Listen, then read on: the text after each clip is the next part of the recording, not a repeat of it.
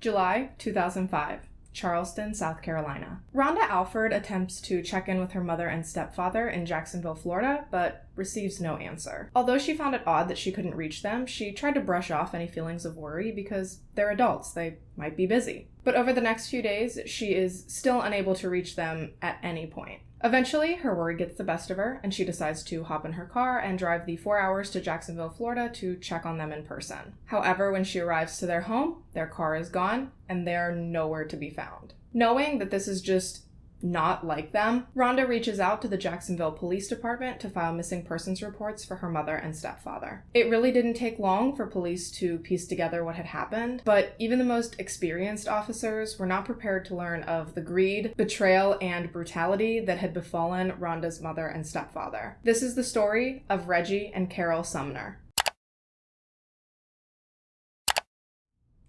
Hey guys. Welcome back. If you're new here, hi, my name is Jessica and welcome to my channel where I explore new true crime cases each week. Last week we talked about Darlie Routier and still have a migraine from researching that case, so if you like feeling really confused, go ahead and check that video out. I will make sure to have it linked up here in the card for you. And if you're just interested in true crime in general like me, and you'd like to join me back here each week, go ahead and subscribe to my channel down below. And with all that being said, let's go ahead and get into today's case. James Reginald, or Reggie, Sumner was born on September 18th, 1943, just 5 months before Carol Margaret Alford, who was born on February 16th, 1944. Reggie and Carol attended South Carolina's Gordon H. Garrett High School together from 1958 to 1962. While attending high school, Reggie and Carol began dating, and they had a fairly typical teenage romance. They liked to hold hands in the hall, they liked to talk on the phone, and they spent as much time together outside of school as they possibly could. But despite being head over heels for one another, as the story often goes, the two broke up after graduation because life was just pulling them in different directions. Reggie enlisted in the Navy, traveled the world, and got married. However, he and his wife divorced shortly after their marriage, so when Reggie was discharged from the Navy, he moved back to South Carolina and secured a job working on the railroad. During this time frame, Carol got married and divorced twice and had a daughter whom she named Rhonda. Sadly for Carol, her second husband turned out to be a nutcase. In early 1987, he showed up at Carol's house, knocked on her door, and when she answered, he proceeded to shoot her 6 times. He then drove away, pulled over, and turned the gun on himself. He was found by police shortly thereafter. Somehow, Carol miraculously managed to survive the attack, but she was never really the same. I mean, I don't really know how you could be the same after something like that, so it's understandable. She suffered from chronic pain and other miscellaneous disabilities as a result of the shooting, which left her daughter, who was just 10 years old at the time of the attack, as her full-time caretaker. Over the next few years, Carol's condition gradually seemed to improve until in 1995 she was diagnosed with liver cancer, which developed as a result of hepatitis C that she had unknowingly contracted from the blood transfusion she'd received after the shooting. I mean, what the fuck? This poor woman could not catch a break. It's my understanding that hepatitis C doesn't show up on traditional blood panels, but Jesus Christ, we don't check donor blood for this shit before we just pump it into people? Way to go, American healthcare. Seriously though, I feel so bad for her. It was like she just could not escape what that asshat of an ex-husband did to her. But Carol was a stronger woman than I. She took her life back and decided that despite everything she had been through, she was going to live her life to the fullest and most normal extent possible. She found herself a nice little job working in customer service, and she really just put her all into it. That job meant so much to her. It gave her the feeling of independence and normalcy that she had been craving for so long. And serendipity, y'all. One day, when Carol was at work, she answered a phone call, and on the other line was none other than her high school sweetheart, Reggie Sumner. What are the odds? Reggie and Carol spent the next hour on the phone catching up and just high-key falling back in love with each other, which is beautiful. It really is. But when I was reading about this, all I could wonder was how the hell she managed to sit at work on what turned into a personal phone call for an hour. I used to work at a call center, and I'll tell you what, if I'd have spent 10 minutes on a personal phone call, they'd have fired my ass. I mean, I also wasn't very good at that job, so they'd have probably been looking for any viable excuse to snatch up my key card and walk me out, so anyways, not the point. even slightly. A couple of days later, after 40 years apart, Reggie and Carol reunited in person, and it was like they'd never missed a beat. They were married less than 6 months later, and a year after their marriage, they packed up and moved to Jacksonville, Florida to embark on the journey of retirement. And although neither of them was really in the best health, things finally seemed to be going well for the Sumners. That is, until June 2005, when a young lady named Tiffany Cole showed up on their doorstep. Now, Tiffany was no stranger to the Sumners. In fact, they knew her quite well. She had been their neighbor when they were living in South Carolina, and the couple had really taken a liking to her, almost treating her like a daughter. They'd given her money, they'd given her food. Shit, they'd basically given her a car before they'd moved to Florida. I mean, anything that Tiffany seemed to need, the Sumners were more than happy to provide. So when she showed up on their doorstep with her boyfriend Michael, asking for a place to stay for the night, Reggie and Carol didn't even hesitate. That's just how they were. They immediately invited them in and told them that they were welcome to stay for as long as they needed. Carol cooked dinner for them that evening, and they all sat around and caught up. Tiffany told them what she'd been up to since last they'd spoken, and the Sumners told them all about their retirement and how it was largely funded by the $100,000 profit they'd made from selling their house in South Carolina. What the Sumners didn't realize was that this was music to Tiffany and Michael's ears. It was almost as if the two of them formulated the same plan right then and there without even speaking. They were going to get their hands on that money by whatever means necessary. So first thing in the morning, Tiffany and Michael took off out of the Sumners' home and went to recruit some cronies and finalize their plans. Plans they would put into place just 1 month later on July 8th, 2005. That evening, 2 men showed up at Reggie and Carol's home. They knocked on the door, and when Carol answered, she asked what she could help them with. They explained that they were having some car trouble and that they needed to borrow a phone. So Carol, being a literal sweetheart, invited them in with little to no hesitation. And as soon as the door closed behind them, one of the men pulled a gun while the other ambushed Carol. As the men tied her up, she began yelling and screaming, which quickly drew the attention of Reggie, who had been in the garage this whole time. He ran in and was also immediately accosted by the 2 men. Like I mentioned earlier, neither Reggie or Carol was really in the best health, so it was pretty easy for those 2 men to take control of the situation. Not to mention that one of them was brandishing a gun that, unbeknownst to the Sumners, was completely fake. The men restrained the Sumners, wrapped duct tape around their heads, leaving just 2 small slits under their nose for them to breathe. And once they had the Sumners completely incapacitated, the men signaled to Michael via text message that he could now join them for the ransacking the house portion of the evening. All while Tiffany waited patiently in the getaway car. When the 3 men had finished raiding the house, they proceeded to force Carol and Reggie out of their home and into the trunk of their own car. The 4 then split up, the 2 men driving the Sumners' car and Tiffany and Michael in their little getaway car, and they all made the journey northwest to Georgia. Throughout the drive, Tiffany and Michael planned to act as a distraction in the event that the 2 men driving the Sumners' car were pulled over. If that happened, they planned to speed past like maniacs in an effort to redirect the police officers' attention to their car. And the car with the hostages would be free to proceed as planned. However, this plan never came to fruition because they actually managed not to make a spectacle of themselves during the drive. Finally, the car stopped as they pulled over to a very off-the-beaten-path, very isolated plot of land. They drove to this location specifically because 2 days prior to the robbery, the group had been at that exact spot digging a grave for the Sumners. Fair warning, things are about to get real fucked up. So if you're picking up, like, really sketchy vibes, you're probably on the right track, and if you don't think you can handle where this is going, this is your opportunity to exit. And if you do choose to take the off-ramp, I completely understand, and I'm sure that I will catch you back here soon in a different video. Just do what is best for you. Once the group was out of their respective vehicles, they went to remove the Sumners from the trunk, but what they hadn't anticipated was the fact that the Sumners' blindfolds and restraints had actually come off during the course of the drive. Because it was over 100 degrees in the trunk, these poor people were sweating profusely, and their sweat weakened the adhesive on the tape, causing it to just slip off. They instructed Reggie and Carol to get out of the trunk, at which point the Sumners finally discovered that one of the people responsible for this horrible thing that was happening to them was Tiffany. Can you even begin to imagine how completely and utterly betrayed they must have felt at that very moment? God, what a just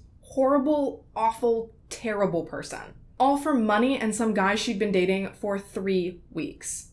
Disgusting. The group then quite literally ripped the jewelry off of Carol and threw she and Reggie into the prepared 6-foot hole. Reggie and Carol begged and pleaded for their lives. They'd cooperated fully through this whole ordeal. They'd given up everything they'd been asked to. But despite the fact that the group had already bled the Sumners of everything of value they had in this world, they decided that they should also take their lives. So for the next few hours, yes, hours, the group shoveled dirt back into the hole over the Sumners. Did you piece that together? They buried Carol and Reggie alive. How fucking horrible. To sit there for hours just knowing that your life was about to end. I cannot imagine anything more devastating, except maybe to know that one of the people responsible was someone that you'd always treated with overwhelming kindness. This was just such a slow and horrible way to go. Even as the couple was fully covered with soil, they were still audibly crying and whimpering, and these jackasses just proceeded to pack the dirt down on top of them.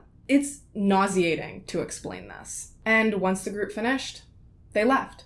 Like nothing had ever happened. They ditched the Sumners' car, they went to an ATM to withdraw money, and then they went on a massive shopping spree.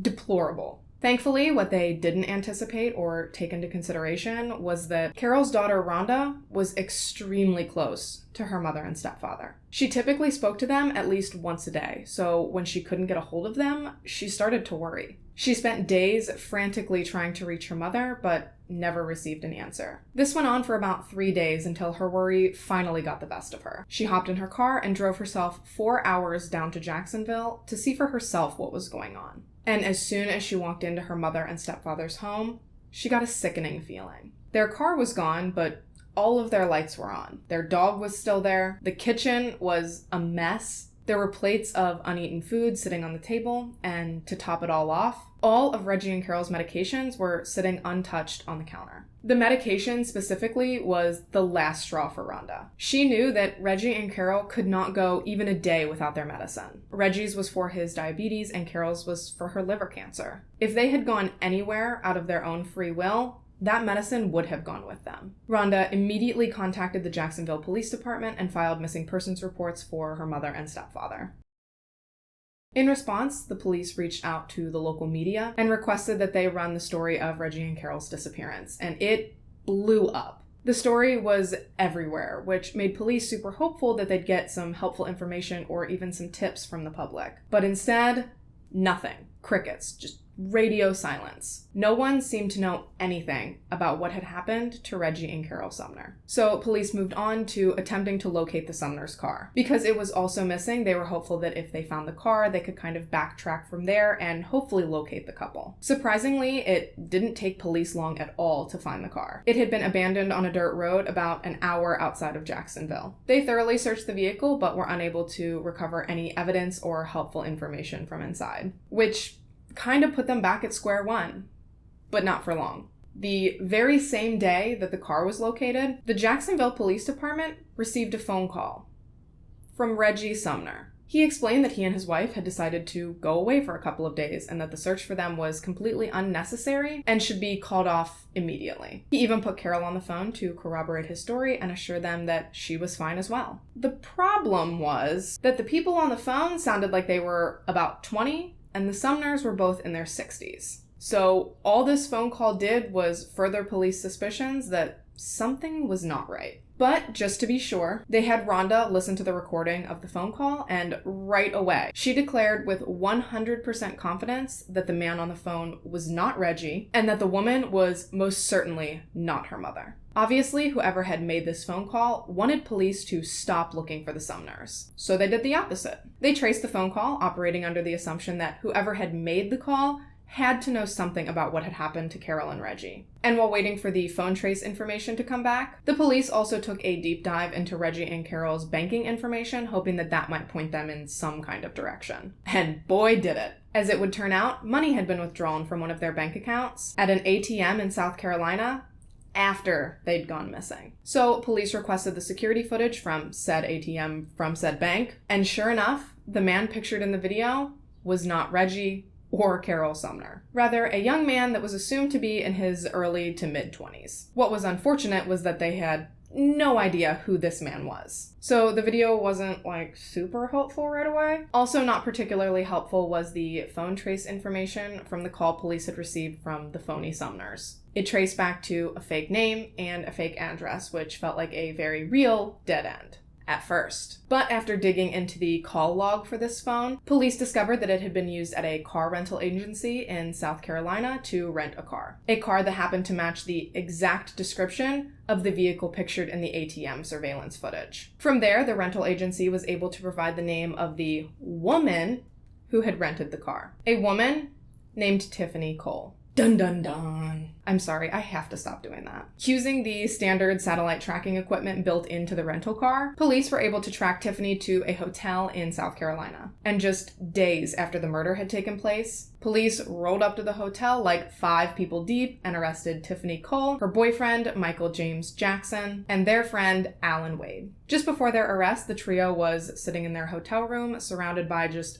bags on bags on bags of new merchandise from their recent shopping spree. They were also found to be in possession of the Sumners' driver's licenses, their credit cards, their checkbooks, mail, online passwords, social security numbers, birth dates, car keys, and Reggie's prized coin collection.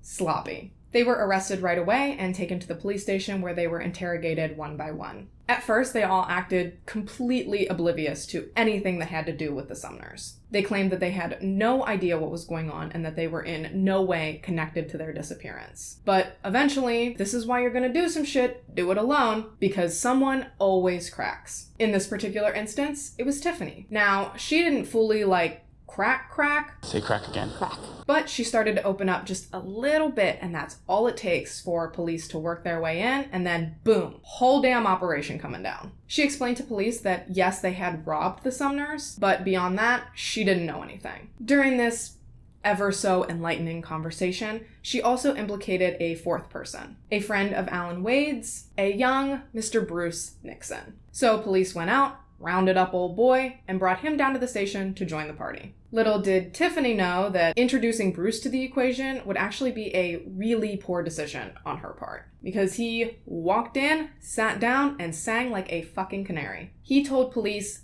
everything. Like everything. Every gruesome, horrible, awful detail from the night the Sumners were killed. His confession made the officers sick to their stomachs. Some of them even teared up listening to what had happened to the Sumners. Bruce explained that the original plan was simply to rob the Sumners, that they had planned to place them in the grave just to scare them into giving up their financial information. Bank account numbers, passwords, PIN numbers, etc. They did not initially plan to kill the couple, but once they knew that they had seen all of their faces, they decided that they couldn't let them go and that they had to die. Tiffany, Michael, Alan, and Bruce were all charged with 2 counts each of first-degree murder, armed kidnapping, and armed robbery. Tiffany's trial took place in October of 2007 and lasted just 1 week. The jury deliberated for 90 minutes before finding her guilty. They came to a 9-3 split in favor of the death penalty, and Tiffany Cole was sentenced to death on March 6, 2008. She spent the next 10 years on death row at the Lowell Correctional Institution, awaiting an execution date.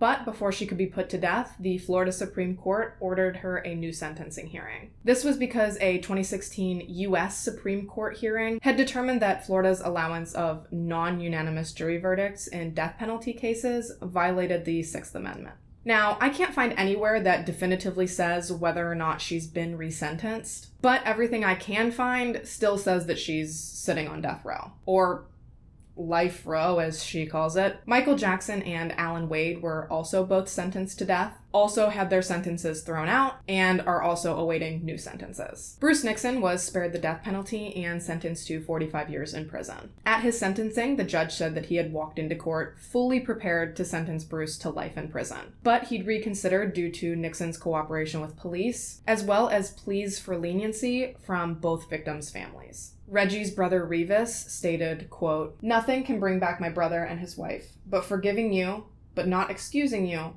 will make your heart true with your maker," unquote. And Rhonda addressed Judge Weatherby directly, stating, quote, "I know my mother and Reggie, and I know they wouldn't want him to spend his life in prison. I know they wouldn't want that, so I ask you to be lenient with him," unquote. That is a level of maturity and strength that I am lacking. But Bruce had been cooperative, pled guilty, taken responsibility for his involvement, and showed honest and genuine remorse. So, guess he's the best of the bunch, which wouldn't take much. Anyway, that concludes the horrible story of what happened to Reggie and Carol Sumner. Let me know your thoughts on this case in the comments down below. Do you think the death penalty was a fitting sentence for the 3 that got it? We all know I'm not huge on the death penalty, but this one doesn't keep me up at night. As always, I thank you so much for taking the time to watch this video and to listen to this story. If you haven't already and you'd like to, go ahead and subscribe to my channel down below. I put out new true crime content each week. And while you're subscribing, go ahead and hit the post notification bell. That way you know every time I do post a video. I can't wait to see you back here on my next one. And until then, stay safe and have a good week. Bye, guys.